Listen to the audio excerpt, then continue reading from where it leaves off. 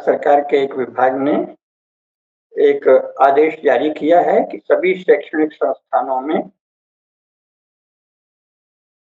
पहरेदारी करने वाले समूह स्क्वाड घूमा करेंगे, जो ये देखेंगे कि वहां पढ़ने वाला कोई भी छात्र अनुसूचित जाति, अनुसूचित जनजाति, अन्य पिछड़ा वर्ग और महिलाओं या विकलांगों के विरुद्ध कोई भी टिप्पणी न करे। अगर वो ऐसा करता पाया गया, जो उस स्क्वाड ने दर्ज किया और वो ऐसा पाया गया, तो उसे कॉलेज से या स्कूल से या विश्वविद्यालय से हटा दिया जाएगा। यानी शिक्षा संस्थाओं से कतिपय जातियों के विद्यार्थियों को बाहर करने का एक बहुत आसान उपाय है। क्यों? क्योंकि हम देखते हैं कि हमारे यहाँ झूठे आरोप लगाना, और अगर उसी जाति का कोई स्क्वाड है, सिपाही है जो घूम रहा है, तो जिस जाति के बच्चे ने शिकायत की है उस जाति के सिपाही ने उसे नोट कर लिया, ये सब बहुत सामान्य बात है। तो ऐसा क्यों हो रहा है, एक तो ये जानना चाहिए।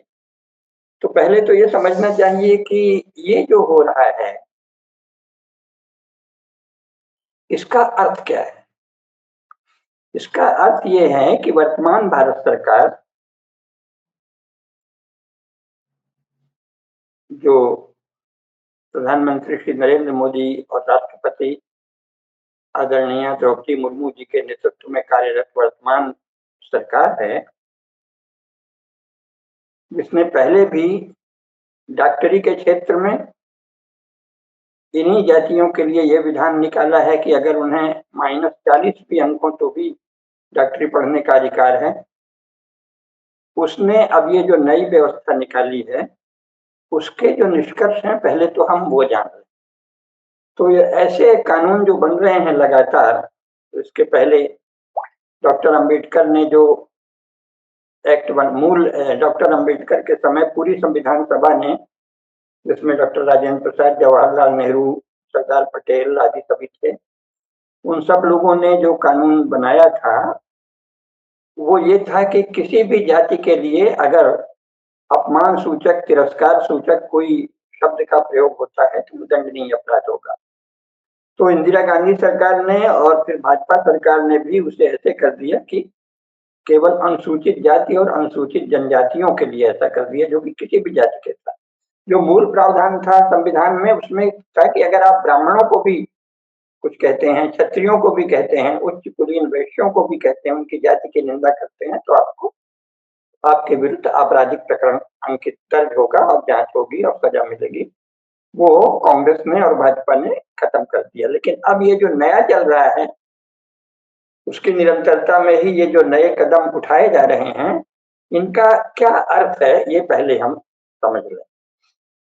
तो इसको बहुत ही संक्षेप में अगर कहें तो इसके 11 बिंदुओं में समझा जा सकता है कि मोदी सरकार की हिंदू समाज के विषय में दृष्टि क्या है, दर्शन क्या है, जो इन कानूनों से परिलक्षित होती है। भाषण में क्या बोलते हैं वो अलग विषय है। अभी लगातार ऐसे जो कानून बन रहे हैं, प्रावधान बन रहे हैं, उनका क्या परिणाम।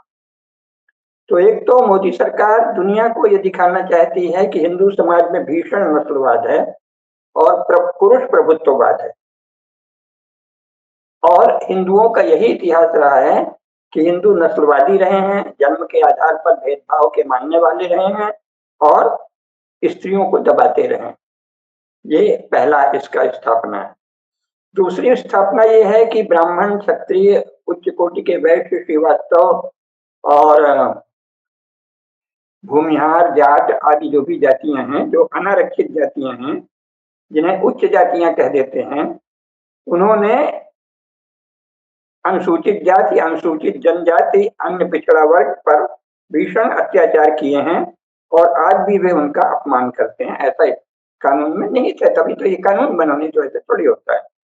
पहले के सामान्य कानूनों के अंतर्गत कार्रवाई हो सकती है। किसी भी व्यक्ति की अस्मिता के को अपमानित करना अपराध है, डिग्निटी के खिलाफ कुछ भी कहना अपराध पहले के बने कानूनों में है। तो ये नए नए कानून जो बन रहे हैं उसका अर्थ है कि भारत का नेतृत्व कर रही मोदी सरकार इस समय ये मानती है, और ये सारे संसार में चर्चा होगी इस पर। तीसरा जो इसकी स्थापना है वो ये है कि सभी शेड्यूल कास्ट, शेड्यूल ट्राइब और ओबीसी के लोग सत्यनिष्ठ हैं, राष्ट्रभक्त हैं।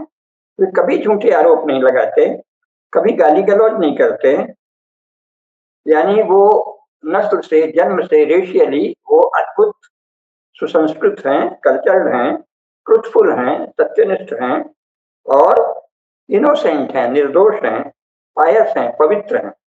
तो एससी, एसटी, ओबीसी जो हैं वो पवित्र हैं, निर्दोष हैं, सत्यनिष्ठ हैं, सुसंस्कृत हैं, अद्भुत सुसंस्कृत हैं। उनका आचरण मन, वचन और कर्म से सत्य को समर्पित है। वे गौरव योग्य लोग हैं, और ये ऊंची जातियों के लोग जो हैं वो विकृतियों, हीनताओं और दुष्टताओं से भरे हुए हैं। वे मनुष्य के गौरव का कोई मान नहीं करते। तो ऐसे लोग हैं, ये दुनिया में चर्चित होगा। पांचवा जो इसका निष्कर्ष है वो ये है कि ओबीसी में अन्य पिछड़ा वर्ग में शामिल जो मुस्लिम जातियां हैं वो भी सदाचारी, सत्यनिष्ठ और पवित्र तथा गौरव के योग्य हैं और बड़े पवित्र और निर्दोष हैं। छठवां इसका अर्थ यह है कि भारत की सभी स्त्रियां, लड़कियां जो हैं वो उच्च जाति के पुरुषों द्वारा प्रताड़ित होती रही हैं और अवमानना झेलती रही हैं, तो अब भारत सरकार उनकी रक्षा के लिए आई है। सातवां इसका ये भी निष्कर्ष निकालता है कि ये जो उच्च जातियों के लड़के हैं वो भाषा में भी असभ्य हैं, असंस्कृत हैं, घमंडी हैं और दुर्व्यवहार करते हैं। आठवां इसका निष्कर्ष ये है कि राज्यकर्ता जो हमारे मोदी जी हैं और उनकी पूरी सरकार है वो महान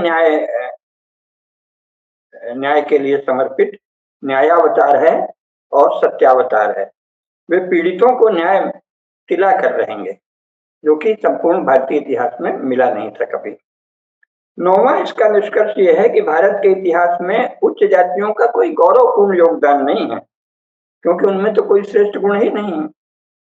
10वां इसका निष्कर्ष यह है कि क्रिश्चियन पादरी 18वीं, 19वीं और 20वीं शताब्दियों में हिंदुओं के गौरवशाली इतिहास और वर्तमान को, उस समय के वर्तमान को देखकर जो हिंदू समाज पर आक्षेप और आरोप लगाते रहे हैं वो सब सही हैं। मोदी सरकार उन सबको ही दोहरा रही है, यथावत दोहरा रही है। यानी ईसाई मिशनरी इनके लिए बहुत ही सत्यनिष्ठ और बहुत ही इतिहास के शोधक लोग हैं, ये उनको मानते हैं। इसका 11वां निष्कर्ष ये निकलता है कि कांग्रेस ने कभी शेड्यूल कास्ट, शेड्यूल ट्राइब और ओबीसी के गौरव की पर्याप्त रक्षा नहीं की। इन समूहों का गौरव रक्षा का पवित्र कार्य तो पहली बार मोदी सरकार भारत में कर रही है। ये 11 इसमें से निष्कर्ष निकलते हैं, तो ये समझ लीजिए।